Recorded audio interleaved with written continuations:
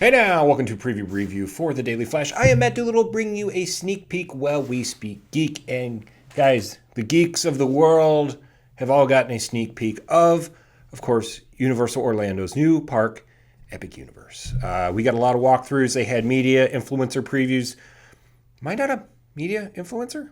I didn't get to go. But either way, I'd like to thank our friends from Theme Park Insider for their lovely videos showing us the walkthroughs.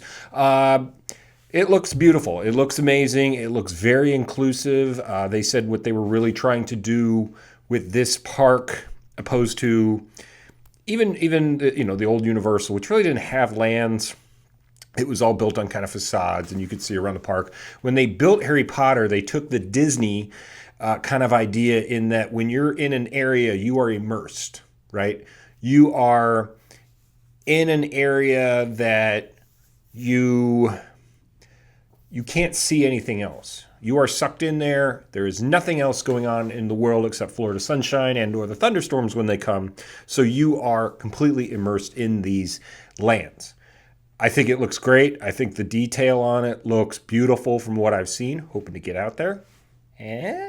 They're doing annual pass holder previews right now. So if you have an annual pass, good luck getting in line. I saw people struggling to get through that system online. A lot of the influencers went out there. Obviously, you know my three. I love Theme Park Insider here. My three that I love, Tim Tracker, Super Enthused, and Paging Mr. Murrow all went out there and were very respectful with what they showed. Now, some of y'all. Now, this one I wasn't opposed to, okay?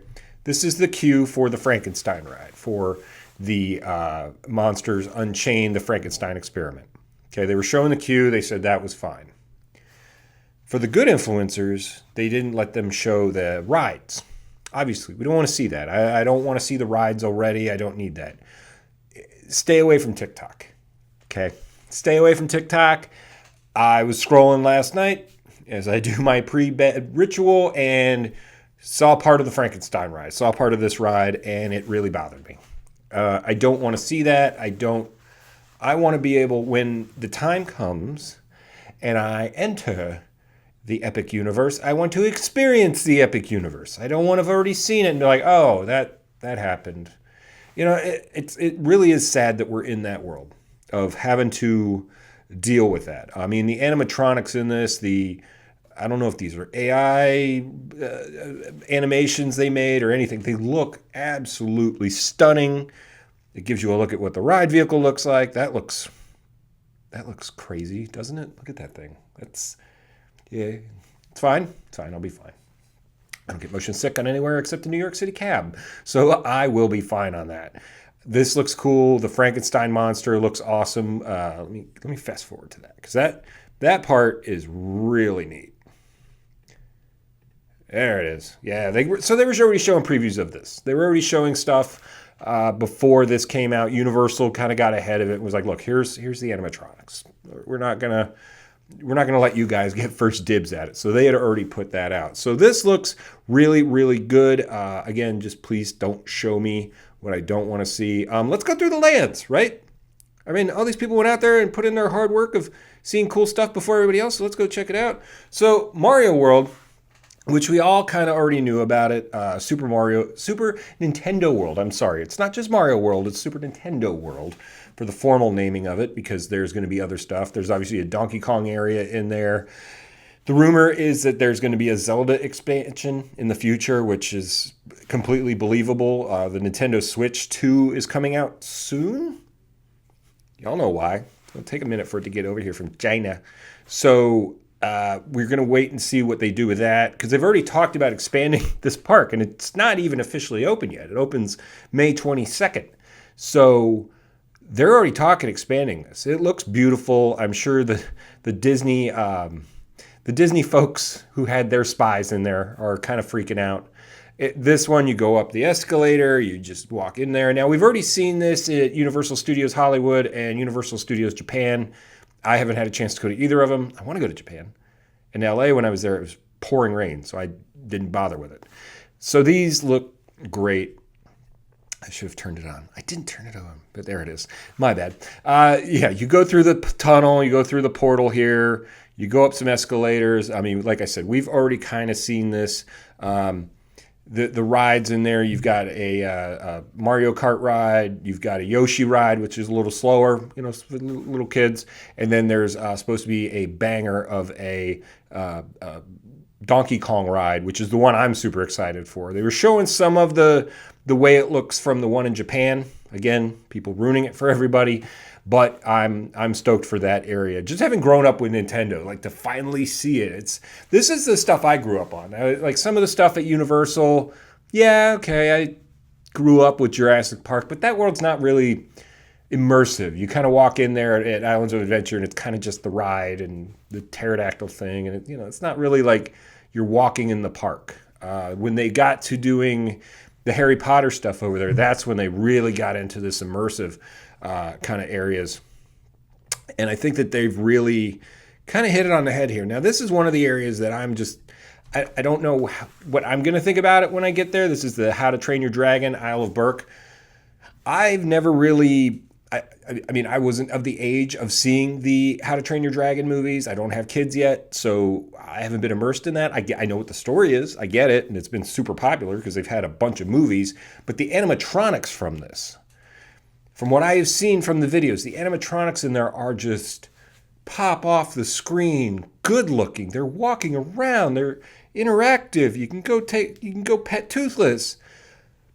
Amazing. And the actors they already have out there running around, and obviously everybody's super enthused. It's opening preview weekend, so let's all act like such. Don't look like you're out in the sun and it's not August yet.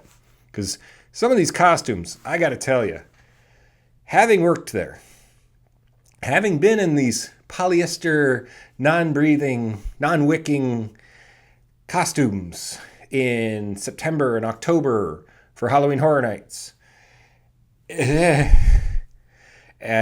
you've got to keep a smile on and you got to keep on going. But it looks, again, another immersive land. It looks absolutely stunning.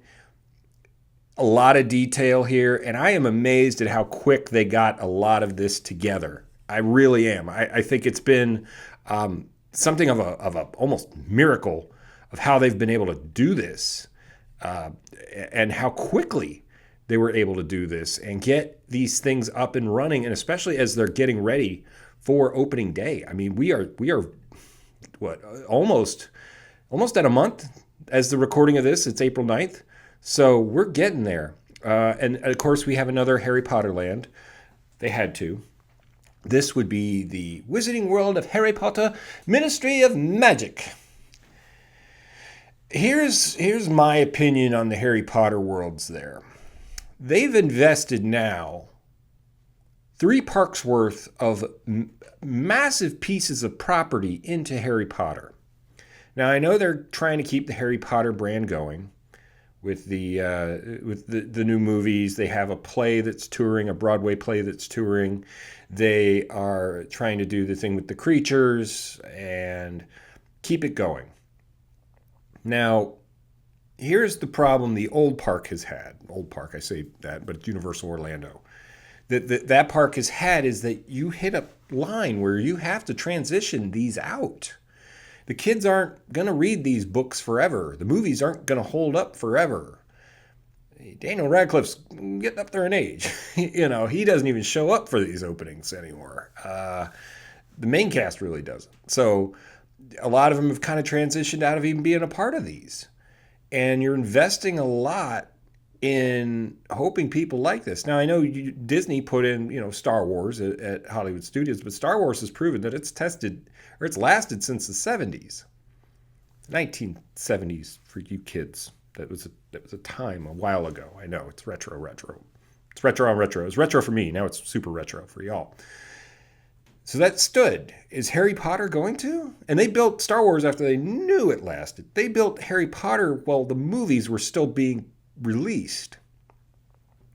So, and I know this, but you're supposed to go back to 1920s France, and it looks beautiful. Again, another area that they have put a lot of time and money into, and that they are just hoping kills it. we'll have to see with that. Overall, these entire areas look amazing. The queue area for Wizarding World is supposed to be great. I heard the ride was kind of off and on with it working, so there wasn't a lot of video of that going. They put the reported number. Now, they always kind of lowball the number of what these things cost. They don't want you to know because the ticket price is going to go up there. But it's around $7 billion. That's what they say. It's probably upwards more of 10, especially since they had to start and stop for various reasons. COVID didn't really affect this. I think the beginning development it did, but it didn't really get into this. We just had some crazy weather last year, and anytime there's a massive hurricane, it sets everything back. You got to clean it, but they put in for that. But this thing came together rather quickly. It looks beautiful. My final thoughts on the whole thing is it looks amazing. I can't wait to get over there. I'm interested to see what the parking and the transportation looks like. I was out in that area doing some work over the weekend as all this was kind of getting going, and it is just a bus loop of Universal Orlando buses going around. I drive now, especially since they already have a set of the Endless Summer resorts where Wet n Wild used to be there on International Drive. Then for those of you who aren't from around here, so it kind of splits like this into Universal Boulevard and International Drive, which used to be the old cruising lane. Now it's just basically Universal Transit. To get down by where the convention center is and down by where this park is. I was actually at the convention center for the Pet Expo and got turned around and ended up driving right by all the Epic Universe stuff. So it's a little interesting to see how they're going to combat that, considering the massive parking garages are over at the, I guess what you want to call it now, main base of Universal, where Islands of Adventure and Universal Orlando are, and the other hotels where the big parking garages are. This still has a base parking. One of the rumors is they are going to build a garage out there. They're going to have to once this opens. I can't imagine what the line leading up to May 22nd out there is going to look like. I don't want to go anywhere near it unless I get some front row passes. Me. And I'm sure the Today Show will be out there. It's going to be a whole... Unless you're helicoptering in, I don't think you want to be out there if you don't have to be. Although I know all of the... Yeah, you know who you are. You'll be out there. I don't get it. There's just too much of it. So anyway, that's what I think of Epic Universe. I think it's going to be a massive success. I think that it's going to make Disney up their game. Because the next big thing that Disney is going to start doing is obviously getting rid of Tom Sawyer's Island. Sorry, Jacob. And putting in the Villains area that's going behind Adventureland and Frontierland. So that's going to have to be their next big hit. They think a little upgrade here, a little upgrade there. I wish Disney would have just announced an overall new villain park, which we had in the rumor mill for decades. Honestly, since the mid-90s. I think that's originally what Hollywood Studios, RIP MGM, was supposed to be. Then it turned into what we got. Or we didn't get the villains thing. Sorry, I keep hitting my hand on this. I think that's what they should have done. They've got so much property, but they've got plans 20 years, 30 years down the road that I don't think we've even know about. They've released a few upgrade things, some shows that are coming out, but it's nothing like this. I mean, come on. Guys, this Frankenstein thing alone, this thing alone is worth the price of admission for most people. Now, will they do a Halloween Horror Nights over there? I don't think so. I think the disaster that was doing it at Islands of Adventure, which I was a part of, proved that leave it where it is, especially when you're dealing with a bunch of intellectual properties from a bunch of different companies. You're not going to have Nintendo wanting to have anything. You're not going to have Train Your Dragon people wanting to do anything. Harry Potter, even during Halloween Horror Nights, they kind of throw a few things in there, but it doesn't go all out. More for Christmas, they really blow it up over there. I just don't see them wanting to. Dark Universe is just going to be Halloween Horror Nights year round. They may step it up during the Halloween season and say, hey, we've got an extra offering over there, which I think would be smart. So I think that that's where they're going to go with it. I just don't want to see them actually do Horror Nights over there. And we've already gotten some Horror Night rumors coming out. It's coming up. I've already seen some casting notices out there, some pre-casting notices that it's coming up. They're hiring coordinators, so keep a lookout if you're wanting to go work out there for that. Lord knows how many years they're going to start, or how many nights they're going to start. I'm surprised they haven't already started. But I think they're waiting for this to get open. Then they'll move to that. Then yada yada. And they just announced that they're opening a park over in the UK. So Universal is getting at it. I don't know where this cash flow came from. Maybe all the Harry Potter money, all that butterbeer money is what's pushing it. It's got to be because something is going on at Universal. We don't know about where that cash flow is coming in, and they are just able to build on build on build. So I'm really excited for all of this. I hope you are too. Let me know what you think. If you've been out there, hit me up, matt@dailyflashshow.com, or hit me up in the comments, previews, likes, all that stuff here. And let me know what you think about that. Now, movie news, all that fun stuff. Here's something I thought was really neat that came out. We are getting, this. We got the official trailer for Tron Eras, which is coming out October 10th. I am so excited for this. Tron, the first one was kind of outside my age range. It was way back in the 80s, Jeff Bridges and whatever. It really looked wonky. Tron Legacy, I loved. Music by Daft Punk. If you get the story, you get sucked into a video game, or you get sucked into the cyber world, okay? This is going to be Tron Eras, where from the trailer, it looks like the Tron world comes into our world. It's got Jared Leto, Jeff Bridges is back in it. The music is done by Trent Reznor and Nine Inch Nails. Oh, come on. Come on. And it just looks beautiful. It looks cool. With the Tron ride at Tron Light Cycle at Magic Kingdom, I'm sure they're going to do a little something there when this comes out. I don't think this is just made to keep the ride interesting, because the ride's interesting enough. Little short. Could have been a little longer. I know it's a big footprint. Could have been a little longer.